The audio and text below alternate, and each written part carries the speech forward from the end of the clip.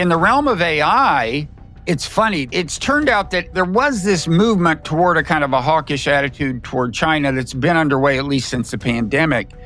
And AI has kind of added to that in the sense that it's given pretty much everyone in Silicon Valley involved in AI an incentive to be a China hawk, because what you just said works so well for them. Like, if you regulate us, China will beat us in AI. I was listening to some talking heads on television this weekend. This subject, AI, came up. One of the talking heads was a U.S. senator, although I don't remember which one, who said, we can't let the Chinese win the AI race. Yeah. Well, that's a common refrain. I mean, what would it mean? What would it mean to lose the AI race? And, what's the threat that's being imagined here? And what is to be done about it? How do you keep China from winning the AI race, whatever that means? Glenn, by even asking these questions, you are like on the very cutting edge of discourse.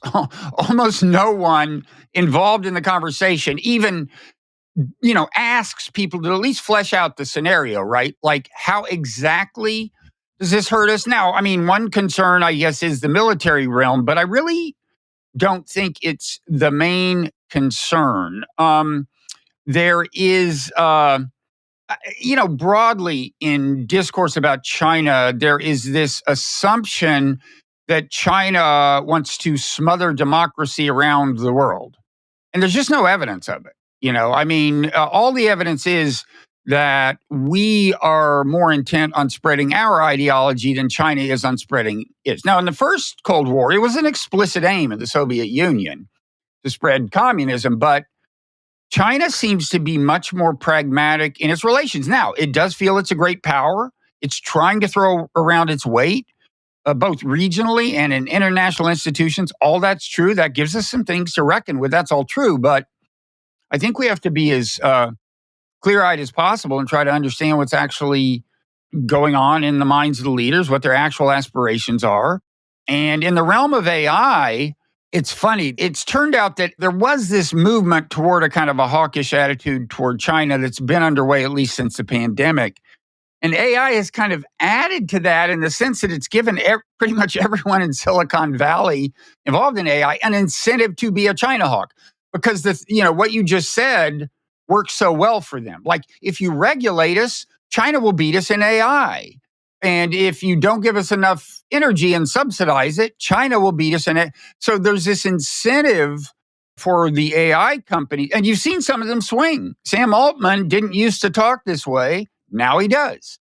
So the kind of China hawkism has acquired a whole new incentive as a result of the AI thing. Now, there are people in the field who are genuinely worried that if, there's some kind of sci-fi scenarios out there, which I don't totally dismiss, but they run like this. Like, they're pretty out there. Like, once we get to so-called artificial general intelligence, then you will see this acceleration towards so-called superintelligence, and whoever gets to superintelligence first rules the world. Not just because of the military applications, but because at that point you'll be so far ahead, because there will be such acceleration. You'll be so far ahead of any rivals that you can use AI in various ways to thwart their interests. I mean, that's the argument. What is superintelligence, Bob?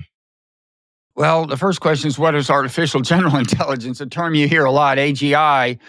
By that, people mostly mean, something on par with human intelligence in the full sense of the term. I mean, already these large language models are in a sense, smarter than me by a long shot, but they can't do everything I do. They can't do all the jobs I could do. And I think most people by AGI mean if you get to a point where you can just drop an AI into the job held by anybody with a desk job, at least, maybe not plumbers yet, but anybody with a desk job, and it could do as good or better a job, then you've reached AGI. Now, beyond that, they would say lies superintelligence.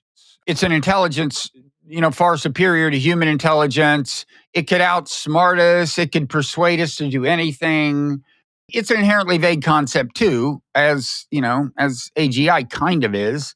But the key premise is that once you kind of get to AGI, you get this takeoff. This is a long-standing view in certain circles, well, of science fiction, but Is also there any historical parallel that one can cite of the phenomenon of takeoff?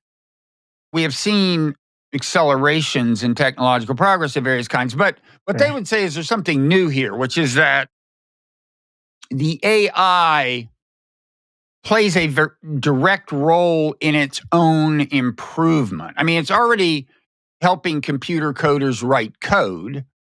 And so if people at OpenAI are using it to do that, and they are, you can say, well, it's already accelerating AI a little. But the scenario, this goes back to this notion of the singularity which was, it's been advanced by a few kind of futurist types. The idea has been that technological progress accelerates to a point and the curve keeps getting steeper. And then at some point, you're at the singularity, and there are various conceptions of what that means, but that figures in the view of some of these people. So does self-awareness have any role in this calculus? The program the question, having consciousness, does conscious and it enters the debate. Like, can AI have subjective experience? Is it sentient? Is it? I mean, my favorite formulation of the consciousness question is Thomas Nagel's. He said, he wrote an essay called "What Is It Like to Be a Bat?" And part of the point was, if it's like anything to be a bat, then you could say bats have consciousness. You and I would agree it is like something to be us, right? And the question is it like something to be an AI? I don't think we can rule out that it is already, and I'm not sure we would have a way of knowing with confidence when it was. I personally think that matters mainly on the ethical front. Like, if they were experiencing pain and pleasure, then ethical questions about our treatment of them would arise. But in terms of their capabilities, I don't think the tremendous growth in capabilities depends on their being sentient, personally.